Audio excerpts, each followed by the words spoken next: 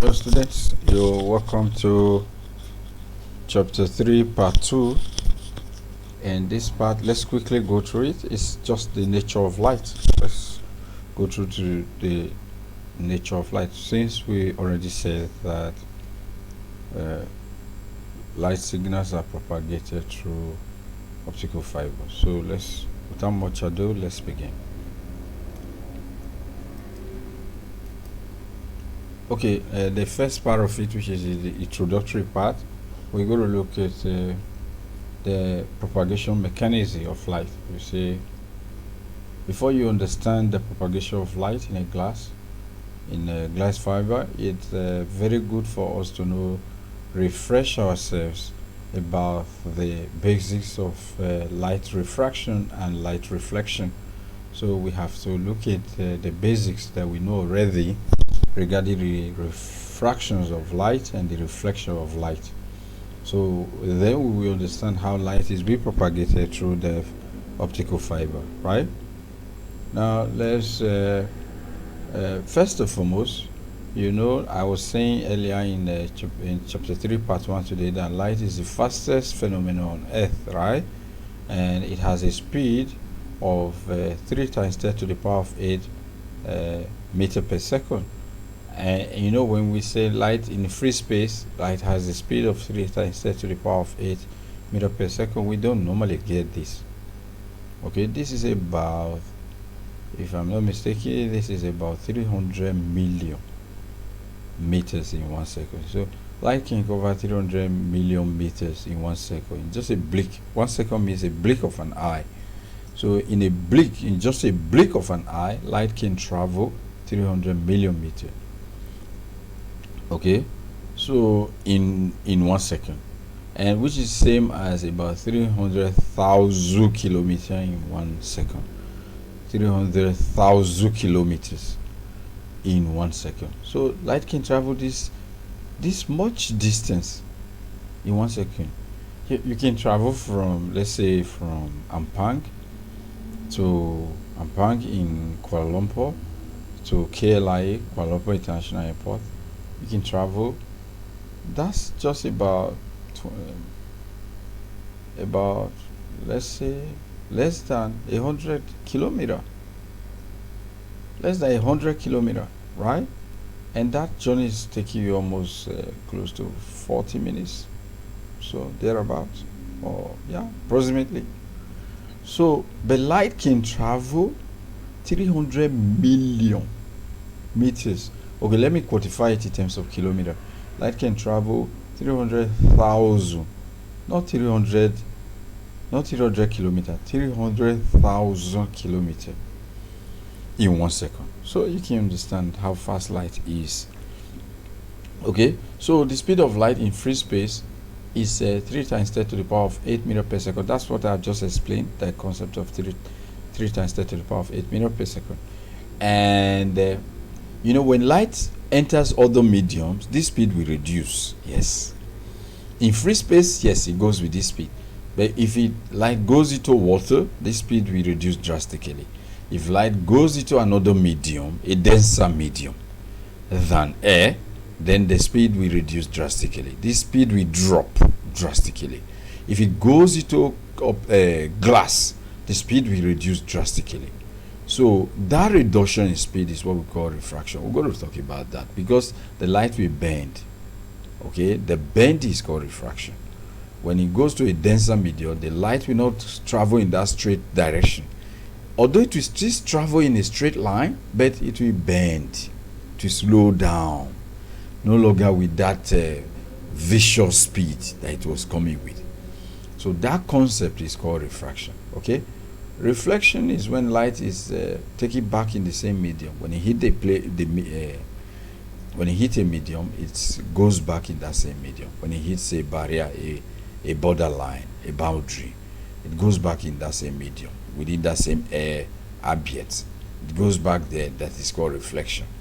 But if it crosses that barrier to the other side, to a denser medium, that's called refraction. And in that case, it's going to bend. For instance, take a look at this. When the light ray is coming like this, when it gets to this barrier, it does not pass and continue in this straight path with this broken line, with this dashed line, but rather it's going to bend this way. This bending to this way is called refraction. The angle here is the angle of refraction. Okay, so it's the refraction. So how much bend happens to it when it goes from optically less dense medium to an optically denser medium? It's called refraction. Okay, and when we make a ratio of the incident ray to the refracted ray, we get a refractive index. Okay, now this is for a single unit, but in more practical sense, you know, a narrow beam of white light, when it's shone through a triangular prism, this is not just a rectangle. Let's assume this is a triangular prism, a 3D shape, a triangular prism. So when you shine a narrow beam of white light, or probably a sunlight, okay, in simplicity, you can just say sunlight. Okay, when you shine a sunlight into a triangular prism, something miraculous will happen. The light will refract into different layers or different colors. Okay, to different colors. For example, if it's sunny and rainy, the water, if it's sunny and at the same time it's rainy, then you can easily see a rainbow. You can easily see a rainbow. Why? Because the water will act as the triangular glass prism. The water will act as that triangular prism, and the sun, as it shines through that water, then it produces several different colors. It produces several different wavelengths with several different colors, called wou.edu.ng, and this entirety is called the spectrum. These several colors are called spectrums of light, starting with the red color, orange color, yellow color, green color, blue color, indigo, and violet. So all several colors will be spelled out here, and these several colors are called the spectrums of light. So the whole process whereby a narrow beam of white light shone through a triangular prism produces a spectrum of light is called dispersion. It's called what? Dispersion. Dispersion of light. It's called dispersion of light. Okay, so dispersion of light is simply when a narrow beam of white light or a sunlight is shown through a triangular prism or anything that can act as a triangular prism, producing several different colors of light or several wavelengths of light, and that process, the entire process, is called dispersion of light. Now let's move up quickly. Okay, now this spectrum of light can be shown in this diagram. Here I'm giving you an assignment for you to explain the spectrum of light, so I'm not going to go into in depth of this, okay, because I'm going to ask you to explain this. Okay, so technically I'm still explaining the assignment in a way to make it easy for you, but you got to give a holistic description of what is happening here.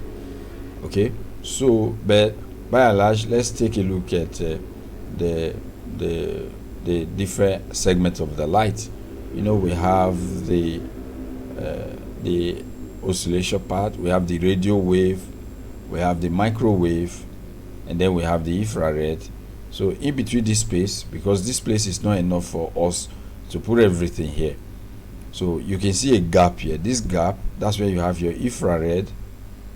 Okay, your infrared extend to this your optical fiber optics area. Okay, then after your infrared you have your visible light here. The visible light, that's where you have all your wou.edu.ng, the spectrum of light.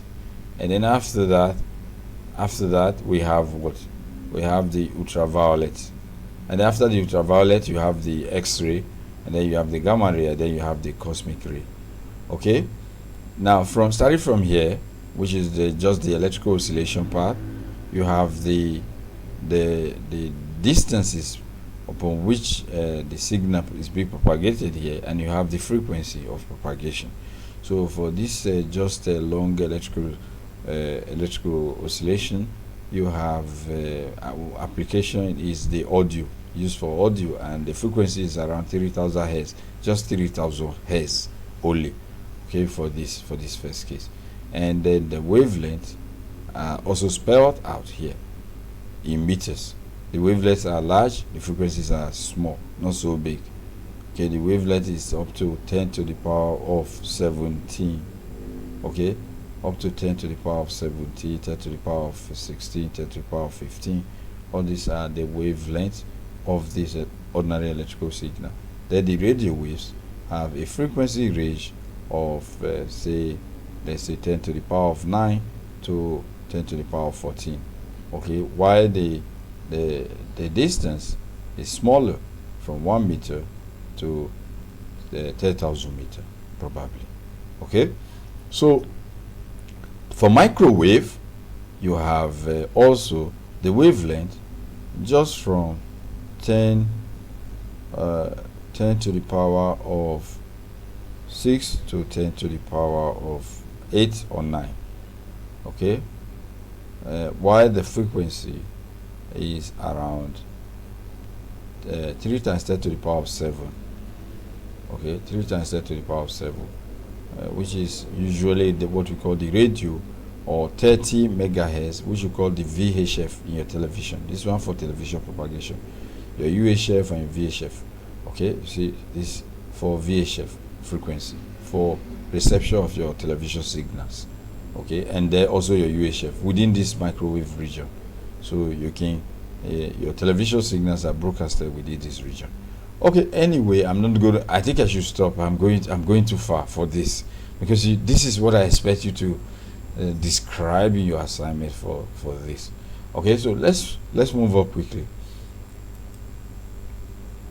So we said the electromagnetic light waves just below the frequency in the visible spectrum are extended from 680 nanometer up to, and these are called the infrared light.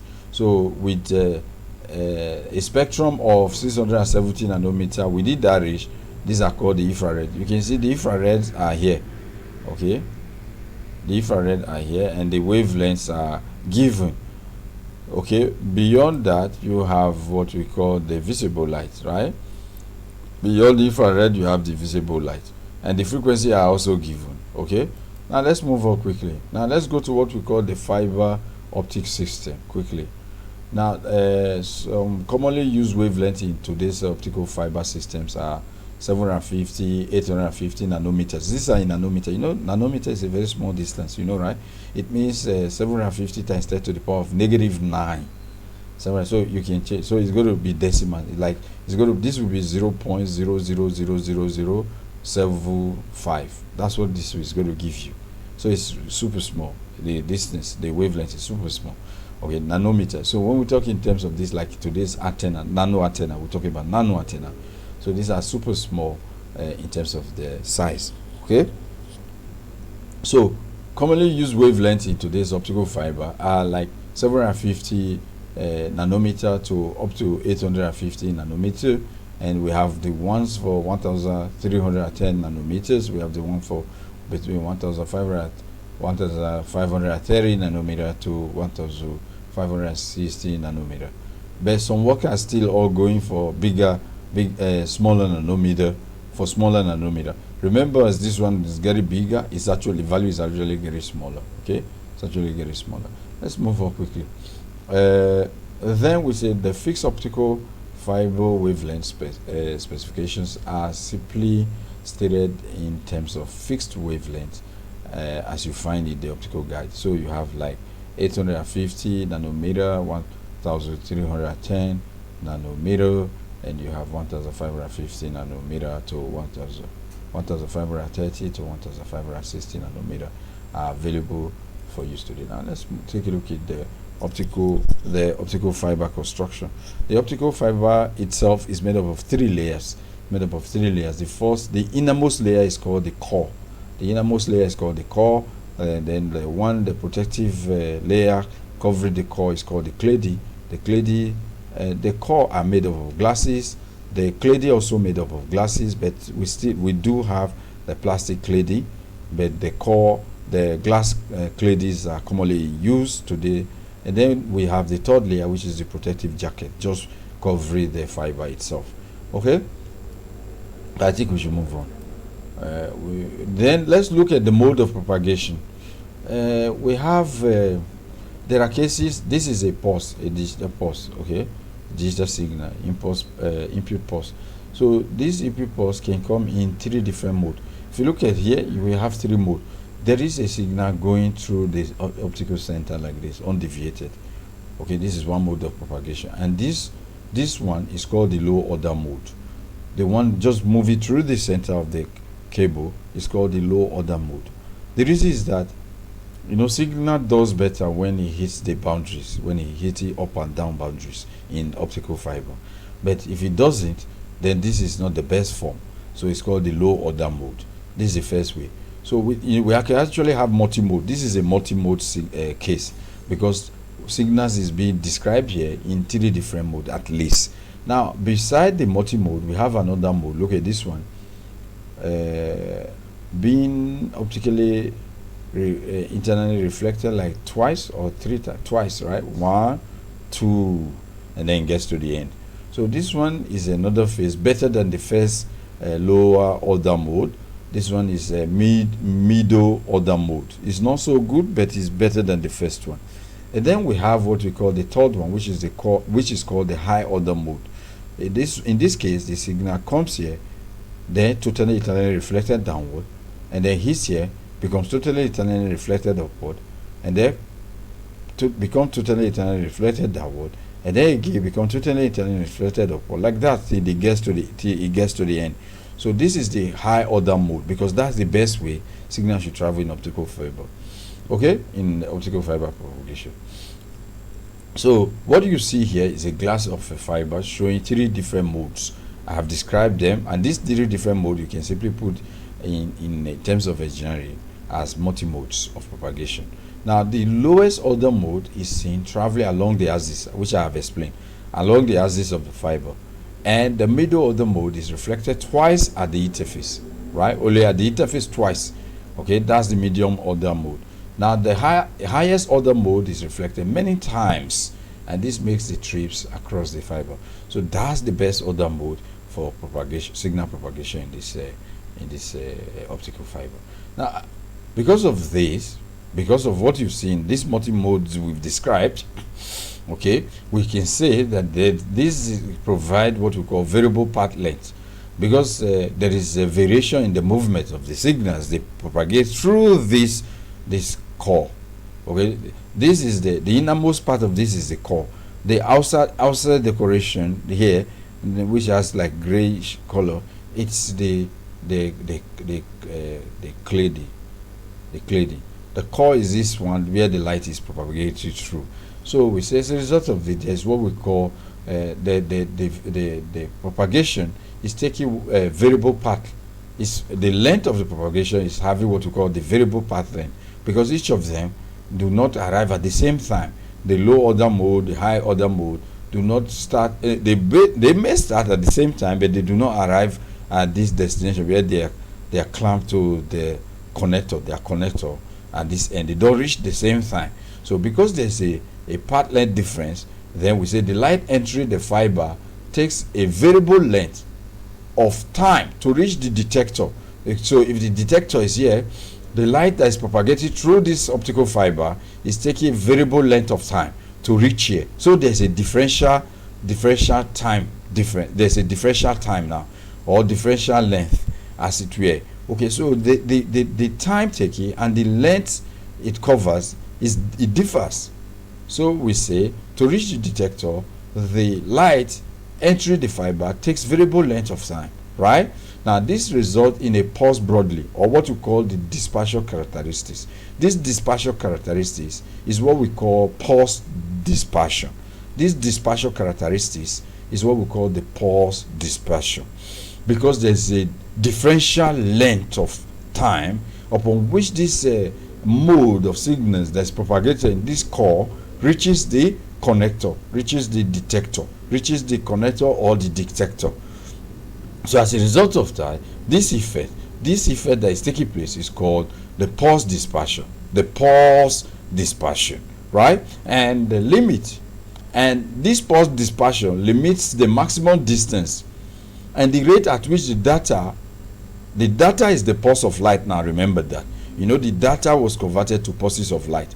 So the rate at which the data, which is now converted to pulse of light, can be practically transmitted, right? It limits the maximum distance and the rate. Two things: it limits the distance and the rate at which the signal can be transmitted here. Okay, so you also note that the output pulse from here, this output pulse is different from the input pulse, right? Now this output pulse has reduced amplitude, meaning it's not as high as this. The highest vertical distance from the displacement position here is higher than here. Okay, so you can see that the output pulse is not having the same amplitude as the input, right? It's having a reduced, the output pulse is having a reduced amplitude, as well as not only in terms of amplitude, it's also having an increased width. The width, you can see the width of this pulse is now longer than the original width of this pulse. Because what has happened to this signal after it has got into the detector is that this signal that was propagated in this core of this fiber has undergo what we call the pulse dispersion. Dispersion has happened to it.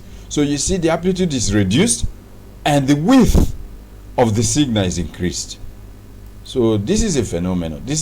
That's why because of this problem that goes, or this characteristics that is happening to signal that is propagated in the optical fiber, the manufacturer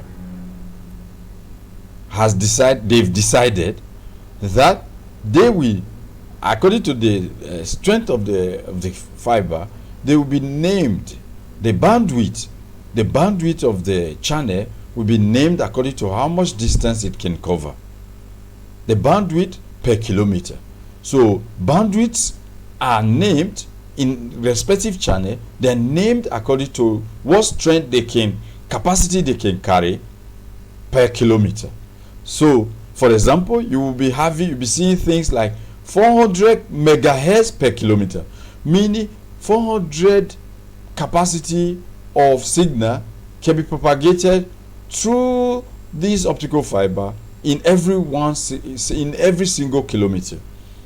So it means if I have 2 kilometers, 400 megahertz cannot be propagated here, meaning half of it, 200 hertz, will be propagated here.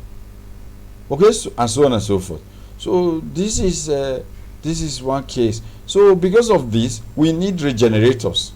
We need regenerators for long distances or for long distance transmission. The signal will continue to degrade. The signal will continue to be attenuated. The signal will continue to gradually get faded away. So as a result of this, we need regenerator, or what you simply call repeaters.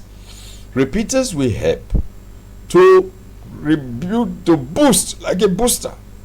The repeater is like a booster. The regenerators are like a booster. They put the signal back to its strength. Okay, because attenuation is happening to it as it travels through distances. So this is the characteristics that we have. When you manufacture a specific optical fiber, the manufacturer have to specify what bandwidth it has per kilometer. Okay, we don't just give the bandwidth now. You have to give the bandwidth per kilometer that optical cable can carry. Now let's go to what we call degraded index fiber. Because of this problem we have, in trying to solve this menace, in trying to solve this retardatory problem, in trying to solve this trajectory problem that has we've encountered with optical fiber, with propagating light in multiple modes in a fiber, we've arrived at what we call the graded index fiber. Not only graded index, we have other index way of solving this problem. But let's talk about this first way of solving this problem, the graded index fiber. So, in order to overcome the pulse dispersion that I have explained, the graded index fiber was developed. The graded index fiber addressed the multimode fiber with a 50 micrometer diameter core. So, the core has been assigned with a 50 micrometer. 50 micrometer means 50 times 10 to the power of -6 meters. So if you do the math, you get 0.000005 meters, right? You see how small the diameter of the core is. So 50 micrometer diameter core and 125 micrometer clady. So the clady is 125 micrometer. That means 125 times 10 to the power of -6. So you can do the math and change it to ordinary number. You get the meters. Clady is used in today's telecommunication system for up to 300 megabit per second speed, okay, and can go over 50 kilometer range without repeaters, without using repeaters. 50 kilometer range without putting repeaters. So this is a good improvement compared to the challenges we faced with pulse dispersion when we have multimode transmission in optical fiber cable. Now, also, not only this, also the graded index fiber with up to 100 micrometer core is also developed, not just 50 micrometer core. So the graded index fiber with up to 100 micrometer core is also used in short, but this is used for short distance transmission. The 51 and 62, we're going to talk about these two types for long distance transmission, 60 and 52 micrometer core, but the clady remains the same, 125 micrometer clady for transmission, long distance transmission. But for short distance transmission, we use a graded index fiber of 100 micrometer core, but the clady is still the same, 125 micrometer, okay? And this is for short distance transmission for sources with high data rate, such as the video, like your video streamings, your video, high-speed local area network, and so on and so forth. The larger core afford better light coupling than the 50 micrometer core. So this one gives a better light coupling than the 51, okay, and does not significantly degrade the bandwidth capability, does not reduce the bandwidth capability, okay. However, like I said, this 50 meter for long distance transmission, while this 100 micrometer core is for short distance transmission. In telecommunication industry today, there are two commonly used sizes for graded index fiber. These ones are the 50 micrometer core and the 62.5 micrometer core. In telecommunication industry, as it were today, we're using these two for transmission. Both of these 50 micrometer core and 62.5 micrometer core, each of them or both of them, they use 125 micrometer clady. So whether you're using the 50 micrometer core, the clady will be 125 micrometer. Whether you're using the 62.5 micrometer core, the clady will also be 125 micrometer clady. So the large core diameters and the high NA means numerical aperture of these fibers simply impute cabling and allow the use of relative inexpensive connector. So when you use the high one, it improves the numerical aperture and also enable you to use connectors that are cheaper connectors, okay, or cheaper detectors. Fibers are specified by the diameters of their core clady. This is how we name fibers, optical fibers. The diameters of their core clady gives the types or the name or the category of that fiber. Is that okay? For example, we can describe fiber in terms of 50/125 fibers. So what that means, you are saying that the core is 50 micrometer while the clady is 125 micrometer. So this is a specific type of optical fiber. So in another way, if I want to name another type of optical fiber in telecommunication today, I will simply say 62.5/125. What it means is that the core will be 62.5 micrometer while the clady will be 125 micrometer. Okay, so this is how we name optical fiber. Let's move on quickly. We have, beside the graded index fiber, we have what we call another improved way is the step index fiber. Now the step index fiber is quite a little bit different from the graded index fiber, in the sense that in this step index fiber we use it to minimize the pulse dispersion. This way is just to reduce the minimize the dispersion of the pulse light in the optical fiber. So this is to make the core extremely small on the order of few micrometer. So for smaller characterization, for way smaller characterization compared to what we described earlier, then we use the step index fiber. Now this step accept only a low order mode. You know what we mean by low order mode? The one that is just passing through the center. So one step, not multi-mode transmission. A low order mode, the one that accepts only a low order mode, thereby allow the operation in high data speed. So this one we transmit in high data rate, long distance system also.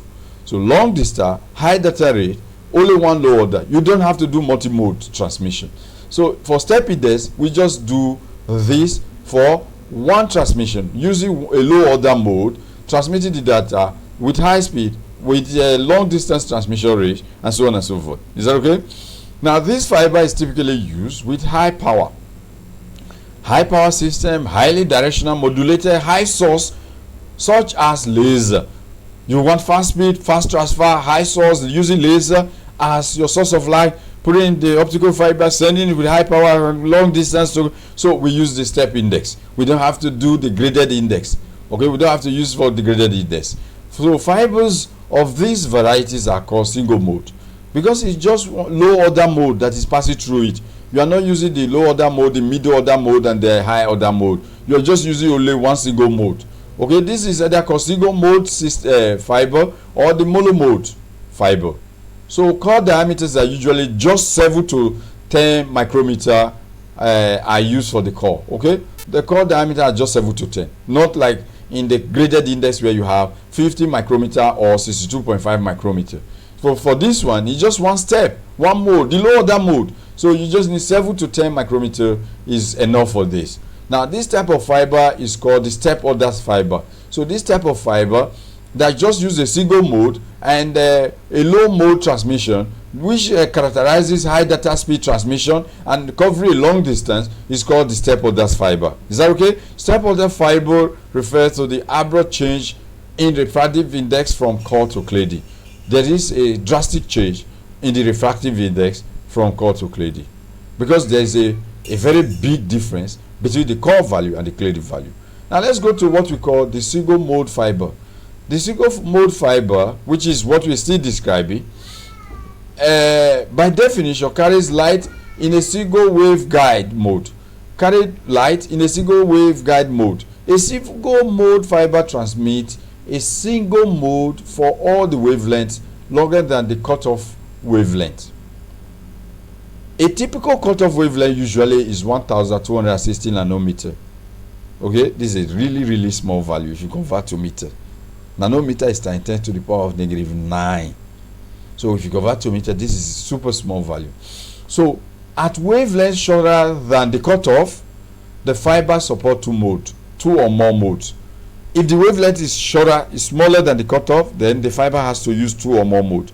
But if it's greater than the cutoff, then it's going to use only one mode. Okay. Now, a single mode fibers are widely used in long haul for long transmission, and they are also used for wide area network, because wide area usually is for long transmission, long coverage. Okay, so they permit transmission of about 10 gigabit. You see the speed, 10 gigabit per second, and a repeater spacing of about 80 kilometers. So you have to reach a distance of about 80 kilometers before you use a repeater or a regenerator to boost the signal strength. Now these bandwidths and repeater spacing capability are constantly being upgraded every time we improve on the system.